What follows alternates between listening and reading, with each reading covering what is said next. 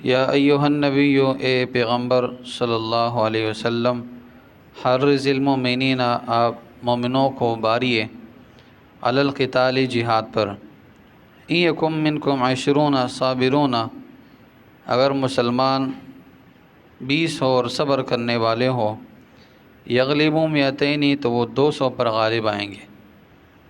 وَإِن یکم منکم مئۃ، اور اگر مسلمان 100 ہو،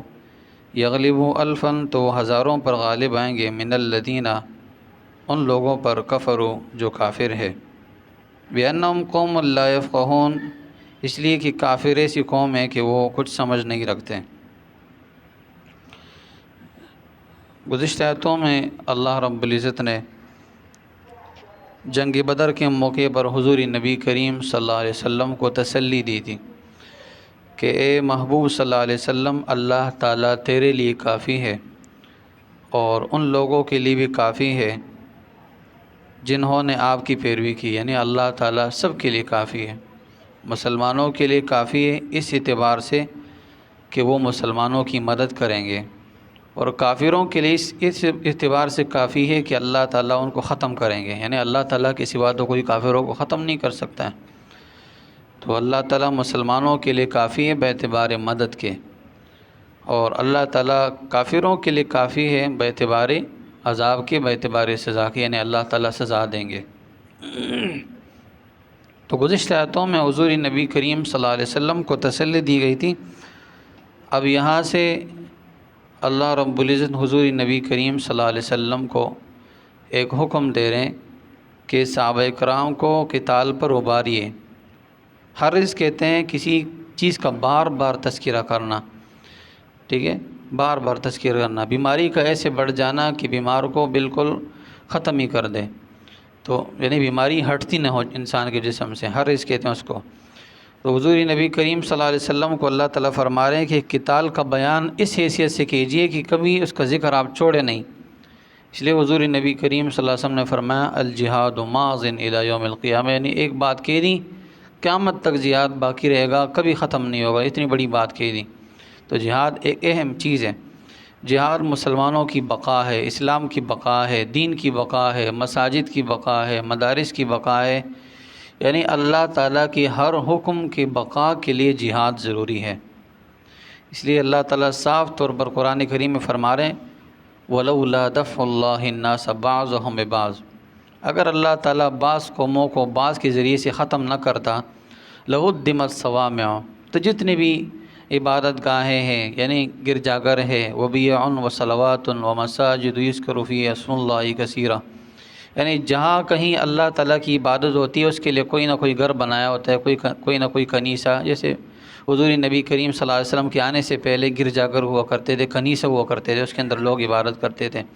لیکن جب حضور صلی اللہ علیہ وسلم آ گئے تو مدارس، مساجد بن گئے، اس کے اندر لوگوں کی عبادت ہوتی تھی۔ تو کہا کوئی بھی چیز باقی نہ رہتا، یعنی اللہ تعالیٰ کا ذکر ختم ہو جائے گا اگر جہاد کو چھوڑ دیا جائے۔ اور حضور نبی کریم صلی اللہ علیہ وسلم کی حدیث سے بھی یہ بات پتہ چلتا ہے، حضور نبی کریم صلی اللہ علیہ وسلم نے فرمایا اذا ترکتم الجہاد فسلط اللہ علیکم الذلہ، جب تم جہاد کو چھوڑ لو گے اللہ تعالیٰ تم پر ذلت کو مسلط کر دے گا، ٹھیک ہے۔ ایک دوسری حدیث میں آپ علیہ السلام نے فرمایا کہ اگر کوئی آدمی اس حال میں مرا کہ نہ اس نے جہاد کا ارادہ کیا، نہ وہ جہاد کے اندر گیا، نہ دل کے اندر خیال آیا، نہ کسی مسلمان کی مدد کی اس حیثیت سے کہ آپ میدان جہاد میں چلے جائیں، تو فرمایا وہ نفاق کی موت مرا، دل کے اندر خیال نہ آیا ہو، نہ وہ لڑا ہو، نہ خیال آیا ہو، نہ کسی کی مدد کی اس اعتبار سے، فرمایا منافق ہو کے مرا۔ اس لیے جہاد بقا ہے، اللہ تعالیٰ کی حدود کی بقا ہے، اس لیے اللہ فرمایا حرض المؤمنین علی القتال،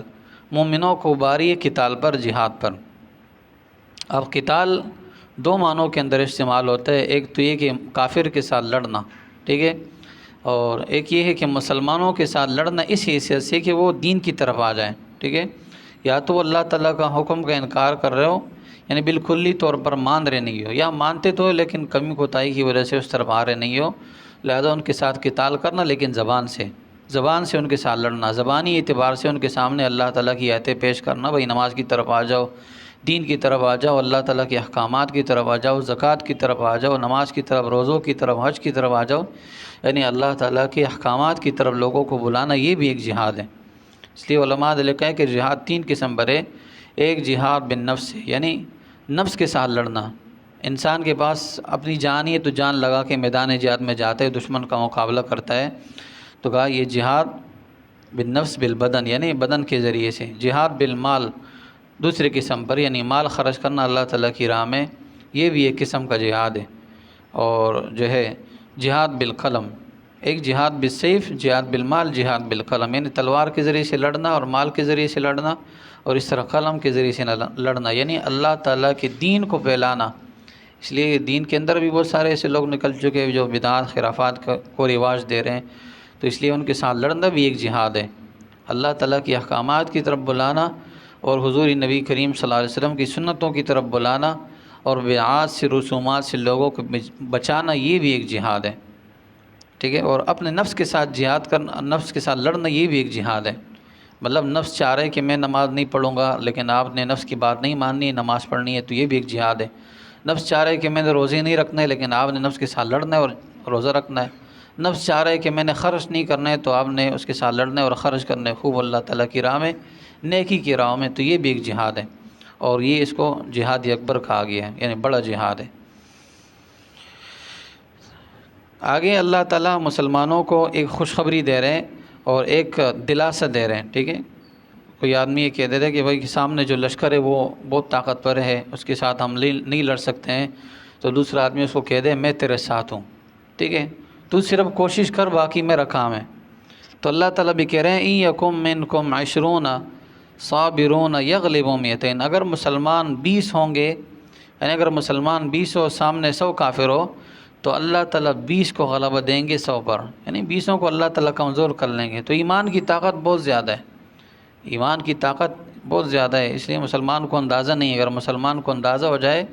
کہ ایمان کی طاقت کیا ہے، تو پورے دنیا پر اسلام کی حکومت ہو، مسلمان کی حکومت ہو۔ اس لیے فرمایا 20 صابرون، اگر 20 صبر کرنے والے ہو تو 100 پر غالب آئیں گے۔ وَإِن يَكُن مِّنكُم 100، اور اگر 100 ہو، يَغْلِبُوا أَلْفًا مِّنَ الَّذِينَ كَفَرُوا، تو کافروں پر وہ 1000 اگر ہو تو اس پر بھی غالب آئیں گے۔ بِأَنَّهُمْ قَوْمٌ لَّا يَفْقَهُونَ، اس لیے کہ وہ ایسی قوم ہے کہ جو جانتی نہیں، یہ سمجھ بوجھ نہیں رکھتی، جانوروں کی طرح ہے، اور ان کے پاس کوئی عقل وغیرہ نہیں ہے، اس لیے اللہ تعالیٰ مسلمانوں کو غلبہ دیتے ہیں۔ بہت سارے ایسے واقعات ہیں جہاں مسلمانوں کی تعداد کم تھی، لیکن اللہ رب العزت نے صحابہ اکرام کو، مسلمانوں کو فتح نصیب فرمایا۔ جنگ بدر کا واقعہ ہمارے سامنے، مسلمان کتنے تھے؟ 313 تھے، اور سامنے کا لشکر کتنا؟ ہزاروں کی تعداد میں 1000 کا لشکر ہے۔ ایک موقع پر حضور نبی کریم صلی اللہ علیہ وسلم نے مجاہدوں کو بھیجا، 3000 کا لشکر ہے۔ جنگ موتا کے مقام پر یہ معرکہ ہوا، اور سامنے جو لشکر تھا، پہلے تو یہ بتایا گیا تھا کہ 60,000 ہے،